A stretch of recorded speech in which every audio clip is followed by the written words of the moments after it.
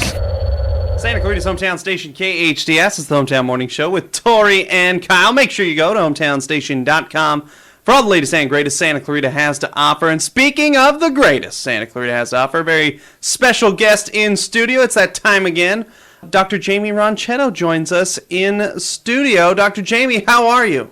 Good morning. I'm great. How are you guys? We are very well. We are very well. Just loving on I Love Lucy for a second. Did you watch I Love Lucy? I love I Love Lucy. Yes. Everybody does. Everybody loves I Love Lucy. Yeah. So, Dr. Jaimie from Cinema Vet, there is always so much to talk about, and I never kind of know where to hone in on. So, clearly fall weather's setting in. Yeah. Which I'm thrilled about. I don't know about Me you. too. Yeah. Thrilled. Love it. Especially in the evenings. It's getting chilly. Is there anything we need to know for our pets regarding this change in seasons? Do dogs and cats get allergies? Because I know mine are kind of flaring up a little bit, especially with the winds. Mm-hmm. Do they get that kind of thing? Yeah, we definitely see allergies in our pets. And it kind of runs this seasonally like we experience ourselves. So they will react to the same things blown around that we do. So the different pollens, different things are blooming now than they were, in the summertime. And so some animals will react to those more.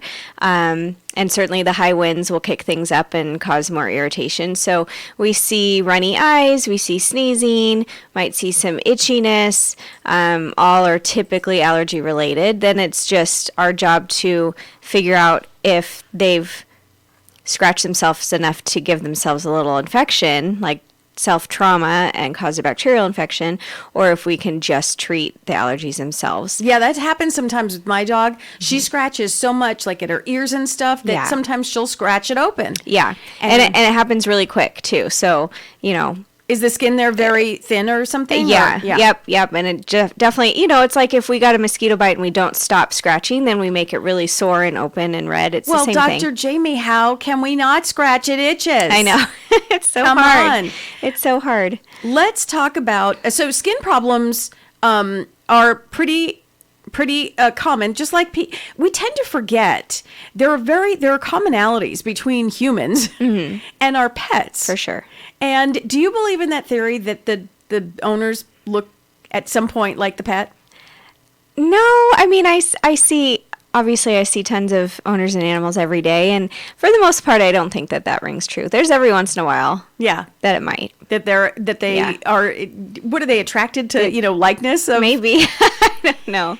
Let's talk. The Bow Wow event was this past weekend. The pet fair, yeah. The pet fair. How'd that go? It was good. It was just different this year because, unfortunately, because of the fires, the local county shelters were unable to attend at the last minute. They just felt too nervous and wanted to keep everybody kind of close in case, something happened and they needed to evacuate. And so I understand. It just made it for a very different feel. But there were still rescues there for dogs up for adoption. They did have representatives from, I think, Castaic, and they had, portfolios of all of the adoptable pets. So those people that were really intent on coming there to adopt could look through there and find their friend that they maybe were wanting to find, and then they could go to the shelter and adopt them there. So I think they still ended up having quite a few adoptions. It just wasn't at the actual event. Other kind of fun stuff at the event? Did that? Oh, absolutely. It's always a great time. So there's tons of us, at our booths trying to just, I'm there just basically to obviously promote my own hospital, but to, talk with pet owners, answer any questions they may have, and, educate them a little bit. And there was a lot of, other booths set up selling things, really fun things for pets and pet lovers, T-shirts and tote bags and leashes and all of that kind of thing. So it's always just a fun event to kind of go and talk with fellow pet lovers. We all have a commonality. So absolutely. What? So when you see these pets getting adopted, or either they're looking through the portfolio, and I think the biggest thing that drives us to adopting a shelter dog is, number one, we want them to survive. We Right. we want to save them. Yes, absolutely. Then, of course, the reason we do adopt a dog is because we want some love and some attention, and we need to find the right pet. And that sometimes is hard to do because you don't know what kind of pet is available, and sometimes it's a mutt. Right. So how do you figure out all of that information, like as far as temperament, and are they good with kids? Are they good, do they want to stay alone? Are they more, or a cat? How do you figure all of that out when you're adopting a dog versus when you're looking up a purebred? Because if you're looking up a purebred, they have everything listed. Right. I mean, purebred certainly will have their breed traits, so you kind of know what you're getting. But again, every personality is still going to be different. I obviously am a big proponent for adopting.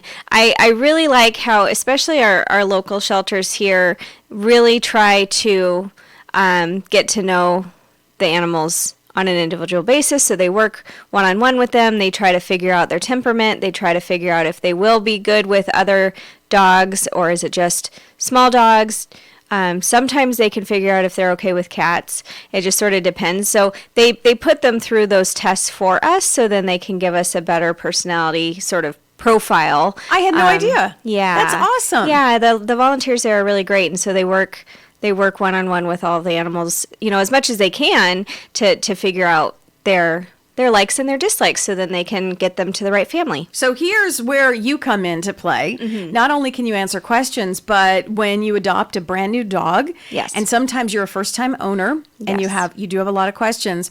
There are also vaccinations and just some plain old learning what to do with a brand new pet that you can help out with. So might I recommend Cinema Vet. It is located on Cinema Drive. Talk to Dr. Jaimie and her team.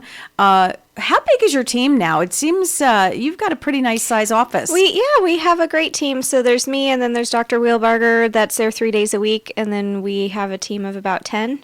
So we have a great staff.